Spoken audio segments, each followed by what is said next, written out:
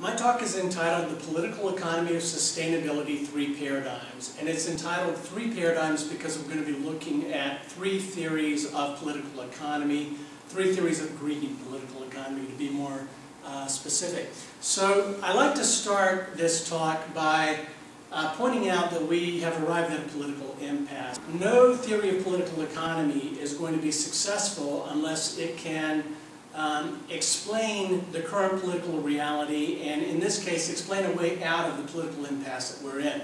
So what I mean by impasse is that first of all, there's been a failure to pass meaningful binding climate change legislation, binding meaning real caps and incentive for reductions, meaningful reductions in greenhouse gas emissions in the United States at the national level. States have, like California, the national government has not, as everybody knows.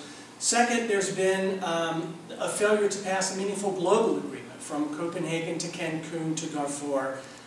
Even though some things have come out of these global meetings, like a $100 billion green fund for developing countries, we haven't gotten any kind of binding limitations on greenhouse gas emissions that all member countries, signatory countries are going to be bound by.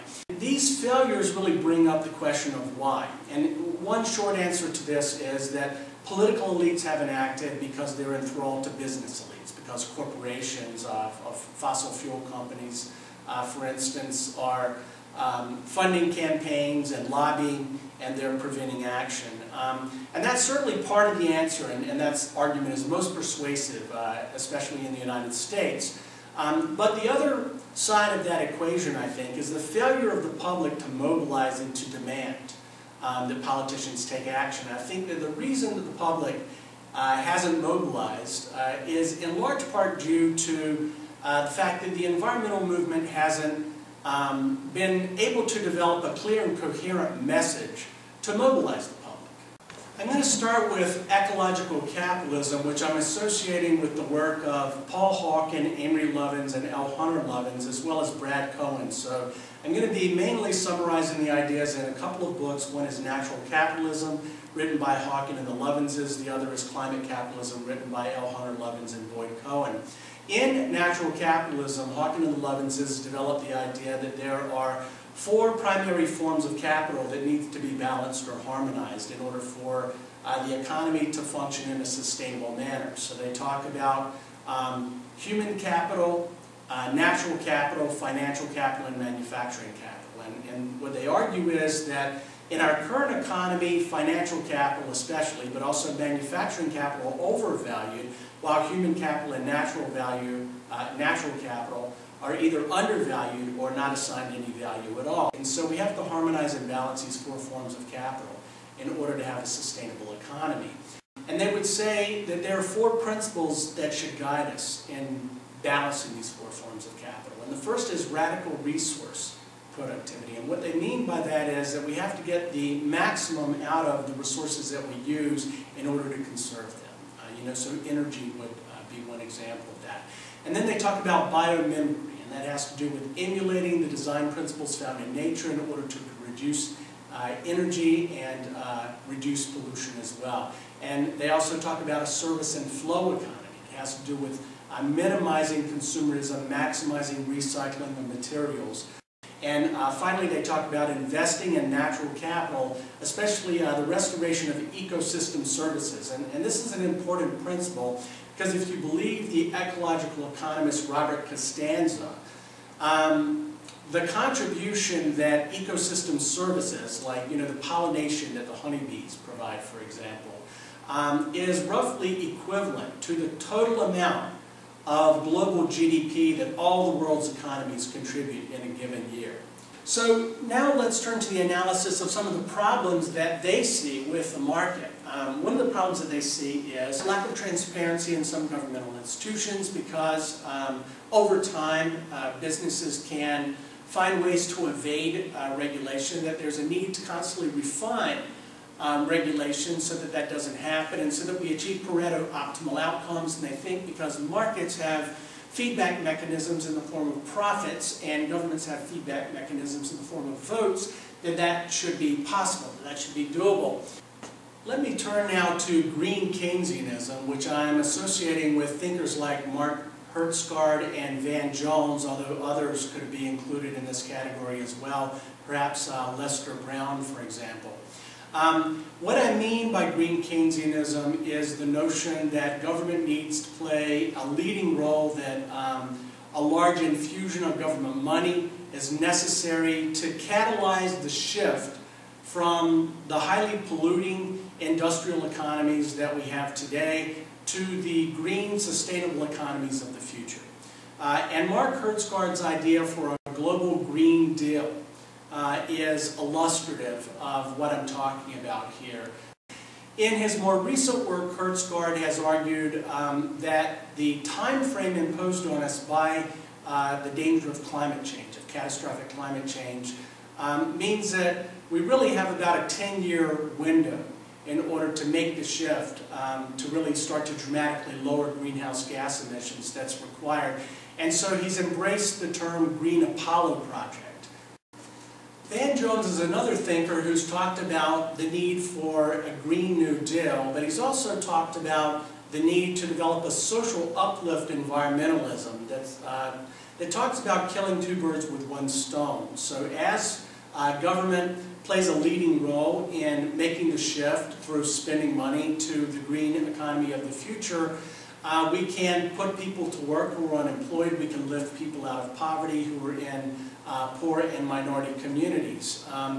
And Jones says that that plays in also to the polarity between what he calls eco-elitism and eco-populism. So an eco-elitist agenda is primarily concerned about saving the polar bears and preserving wilderness, and it's embraced by more affluent people. But eco-populism would embrace the economic opportunity that is involved in green Keynesianism, government's leading role in making the shift from the industrial polluting economy of the present to the green sustainable economy of the future. And Jones has talked more recently about the need, even for deficit spending, if need be, to make this shift. And that is a classic Keynesian argument that we're hearing a lot about now while we're in the recession, because there's been a debate back and forth, of course, between liberals and conservatives about whether we need to prioritize spending to deal with fighting unemployment and fighting sluggish economic growth, or whether we need to prioritize deficit reduction and cutting spending. Let's turn now to James O'Connor's ecological Marxism, or eco-socialism as I have on the screen here. O'Connor's argument is not that an ecological capitalism or sustainable capitalism is a flat-out impossibility, but that it's highly improbable. And he gives three main reasons for that, or actually I'm going to say four. First of all, his argument is that business or capitalists and environmentalists define sustainability in incompatible ways. So for business, sustainability means sustainable profits. For environmentalists, sustainability means the carrying capacity of ecosystems. Second, capitalism is just, for O'Connor, not compatible with a no-growth or a steady-state economy. And third, capitalism presumes a limitless supply of resources. It doesn't really envision a crisis on the supply side in terms of the availability of the raw materials that you need to be able to produce things. This leads us into O'Connor's political analysis of ecological capitalism and green Keynesianism. And his argument is that basically there's a naive conception of politics by both these models of political economy. So first of all, by and large, there's a pluralist assumption about how the interest group system works, where there either is or there can potentially be a level playing field where all interests exert relatively equal clout. And if that doesn't exist, it would be not too problematic to reform the system so that that does exist. Second, he would say that there's a market optimism where it's assumed that good design ideas will be rapidly adopted by business and disseminated through the market. And then third, he would argue that there's just a failure to understand the fragmented nature of the reform liberal state, how one bureaucracy frequently pursues policies that contradict what another bureaucracy is trying to do in terms of the policies it is pursuing. And then the problem of agency capture complicates the picture even more. So what all of this means is the reform liberal state itself is unable to rise above its own fragmentation and interest group influence to serve the public interest. If O'Connor's skeptical about the prospects for ecological capitalism or green Keynesianism, what is his strategy, you might well ask? And that's a good question. And we have to begin with his analysis of the reform liberal state. He follows other Marxist thinkers in saying that the reform liberal state of organized capitalism tries to serve two masters simultaneously. On the one hand, it tries to secure the functional imperative of guaranteeing sustainable profits for business. On the other hand, it tries to serve the public interest so that it will be perceived, its authority will be perceived as legitimate by ordinary citizens. And that opens the state up to challenge in moments of economic and ecological crisis, when it can be seen to be bailing out banks but not providing assistance to homeowners whose mortgages are underwater, for example. So that leads to the strategy that I'm proposing today, and that is a proposal for an international green-red divestment movement.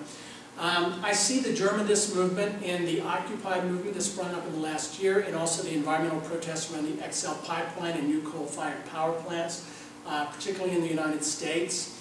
And I also use as the model for this the South African divestment movement. Why?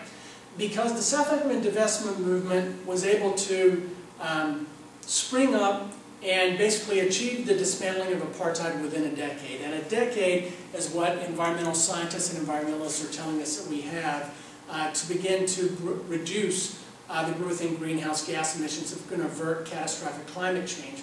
So what would this involve? Well, I think that a divestment strategy is appropriate because, first of all, the morally reprehensible nature of the carbon lobby. They funded climate change denial science. They continue to lobby heavily to block the passage of meaningful climate change legislation in the United States, and this has been written about by both Hertzgaard and L. Hunter Lovins and Grant Cohen in their books. There are also organizations that are already in existence that are beginning to leverage university endowment funds, which total about $400 billion in the United States, to spur the kind of transition that I'm arguing that we need, and that political economists are arguing that we need, the ones that we've been looking at. And so you see the Association for the Advancement of Sustainability in Higher Education's $1 billion Green Challenge, where they try to encourage colleges and universities to set aside monies from their endowments to be used as revolving loan funds to fund sustainability projects on their campuses. The second organization is a Responsible Endowments Coalition. They've been in existence since 2004. They use both shareholder proxy resolutions and divestment, and also a proactive investment strategy where they target investments to low-income local communities, all to change the behavior of corporations that universities have invested in, and also to transform the economies of the local communities that their schools exist in. So I see both of these examples as incredibly hopeful and holding a lot of potential, and sort of leading us in the direction of the kind of divestment reinvestment strategy that I'm suggesting we need. And all that's needed now is the social movement to push the tools that these organizations have already created. Basically, the political strategy then that's recommended by this analysis is, on the one hand, an ideology of social uplift, environmentalism, and ecopopulism, as Van Jones recommend, and that should be joined to a green Keynesian agenda. So what we want is a bottom-up agenda of transforming institutions and local communities at the grassroots, and then to use that energy that we're generating at the grassroots to create a voice, a unified voice in the public sphere, in civil society, to force government to act, to implement a Keynesian reform agenda. So we're joining a bottom-up strategy with a top-down strategy simultaneously. Ultimately, if we do this, I think if we implement this strategy, it has the potential to galvanize a national movement for ecological sustainability and economic democracy that can renew and deepen American democracy and indeed democracy all around the world. Thank you.